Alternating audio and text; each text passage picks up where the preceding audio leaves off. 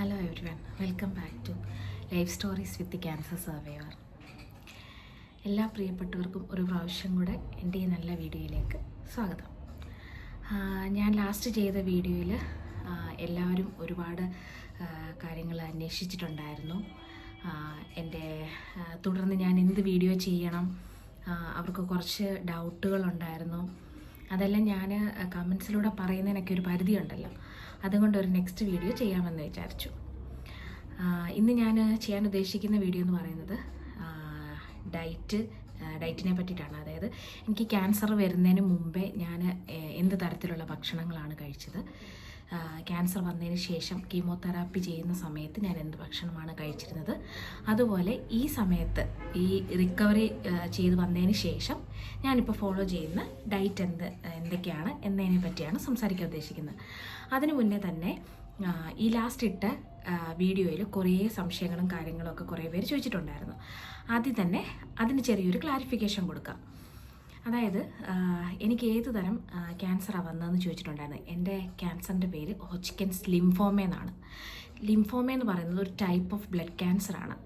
അതായത് ഹെമറ്റോളജി ഡിപ്പാർട്ട്മെൻറ്റിൽ പെടുന്നതാണ്.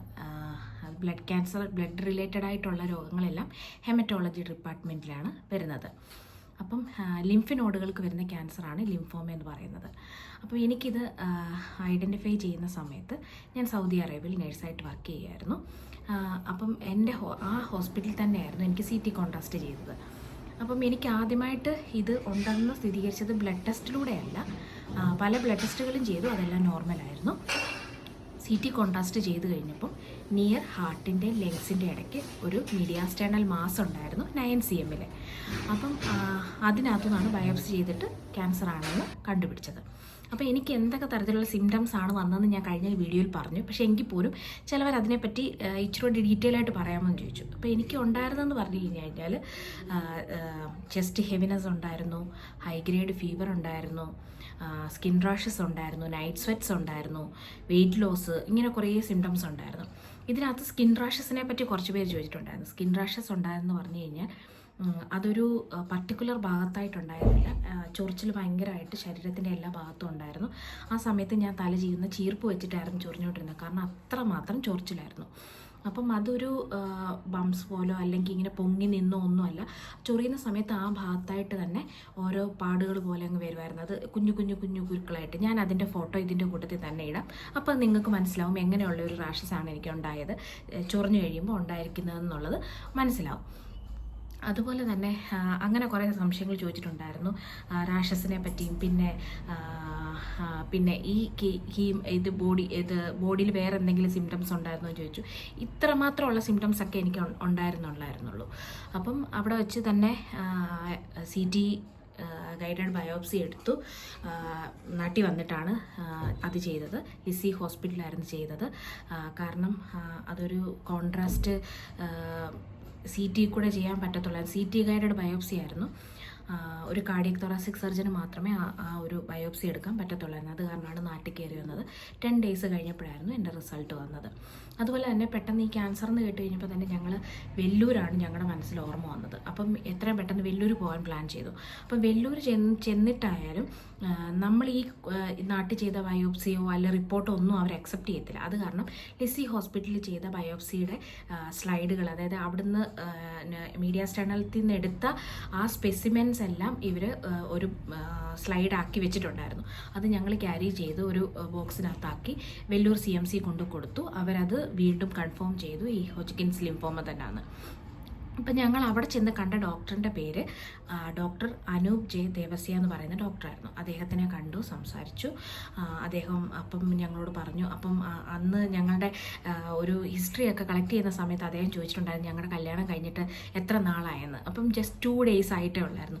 ഞാനപ്പോൾ ഡോക്ടറോട് പറഞ്ഞു, ഡോക്ടറെ ജസ്റ്റ് 2 days ആയതേ ഉള്ളൂ. അപ്പോൾ ഡോക്ടർ ഒരു വട്ടം തിരിഞ്ഞിരുന്നിട്ട് ചോദിച്ചിട്ട് പുള്ളിക്ക് ഭയങ്കര അത്ഭുതമായി. അപ്പം അന്ന് എന്നോട് പറഞ്ഞു, നിനക്ക് ഇത്രയും നല്ലൊരു ഹസ്ബൻഡിനെ കിട്ടിയില്ലേ, നീ അതുകൊണ്ട് ഇതെല്ലാം വെൽക്കം ചെയ്യുന്ന അന്ന് അദ്ദേഹം എനിക്കൊരു ഉറപ്പ് തന്നു.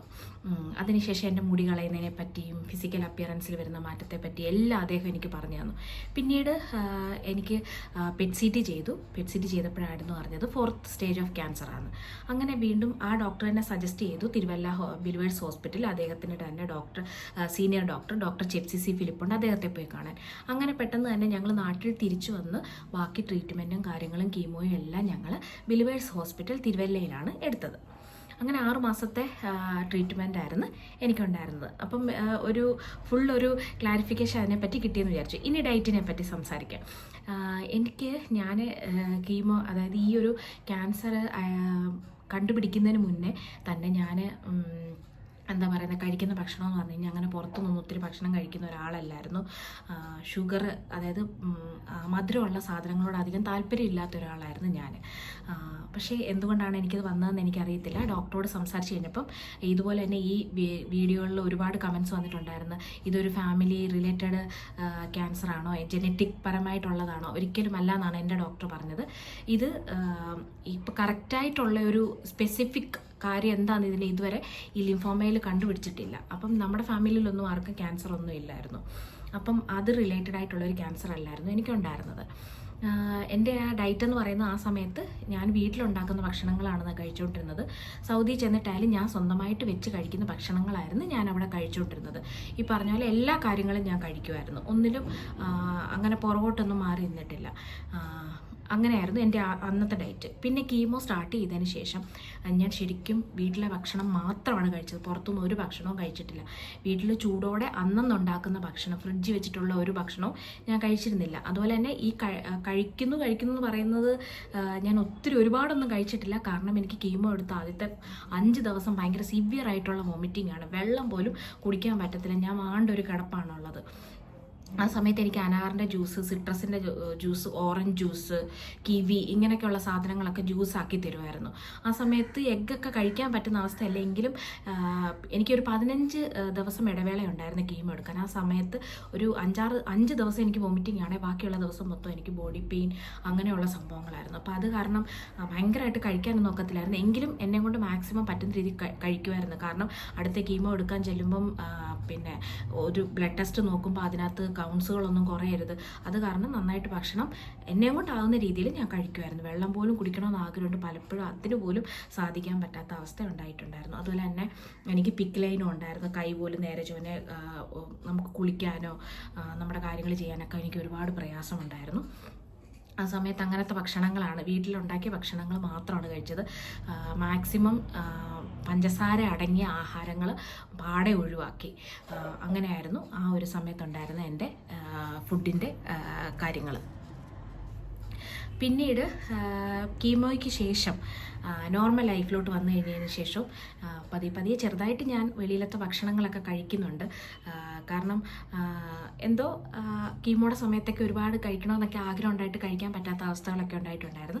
അത് കാരണം ഭക്ഷണങ്ങളൊക്കെ കഴിക്കണമെന്നുള്ള ആഗ്രഹമുണ്ട്. ഇടയ്ക്കൊക്കെ വെളിയിൽ നിന്നുള്ള ഭക്ഷണങ്ങളൊക്കെ കഴിക്കാറുണ്ട്.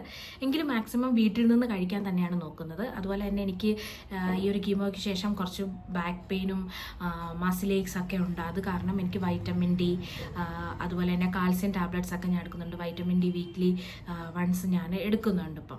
കാരണം അത്രത്തോളം എനിക്ക് ബോഡി പെയിൻ ഒക്കെ ചില സമയത്തുണ്ട്. അങ്ങനെയായിരുന്നു ഇതിന് ശേഷമുള്ളൊരു ഡയറ്റും കാര്യങ്ങളൊക്കെ ഫോളോ ചെയ്തുകൊണ്ടിരുന്നത്. ഇപ്പോഴും അങ്ങനെ തന്നെയാണ് ചെയ്തുകൊണ്ടിരിക്കുന്നത്.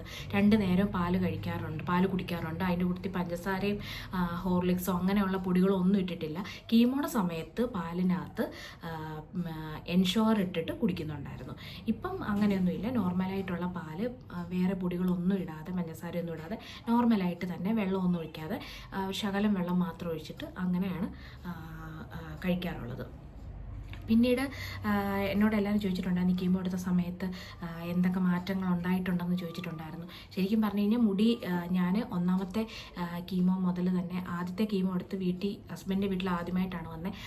അതേ പിറ്റേ ദിവസം തന്നെ വീട്ടിലൊരു ബാബറിനെ വിളിച്ചിട്ട് അദ്ദേഹം തന്നെ എൻ്റെ മുടി കട്ട് ചെയ്ത് കളയായിരുന്നു, ഷേവ് ചെയ്ത് കളഞ്ഞു. അങ്ങനെ എല്ലാ കീമോയ്ക്കും ഞാൻ ഷേവ് ചെയ്ത് കളയാറുണ്ട്, ഇച്ചിരി കളിക്കുമ്പോൾ തന്നെ. അതുപോലെ തന്നെ എൻ്റെ ഐലാഷസ്, ഐബ്രോസ് എല്ലാം പോയിട്ടുണ്ടായിരുന്നു. ഈ പറഞ്ഞ പോലെ നമ്മളൊന്നും അതിലൊന്നും ടെൻഷൻ അടിക്കേണ്ട കാര്യമില്ല. ദൈവം അതെല്ലാം ബാക്ക് ടു നോർമൽ നമുക്ക് തരും. എൻ്റെ ഹെയർ ഗ്രോത്തിനെ പറ്റി ഒരു വീഡിയോ ചെയ്യണമെന്ന് പറഞ്ഞിട്ടുണ്ടായിരുന്നു.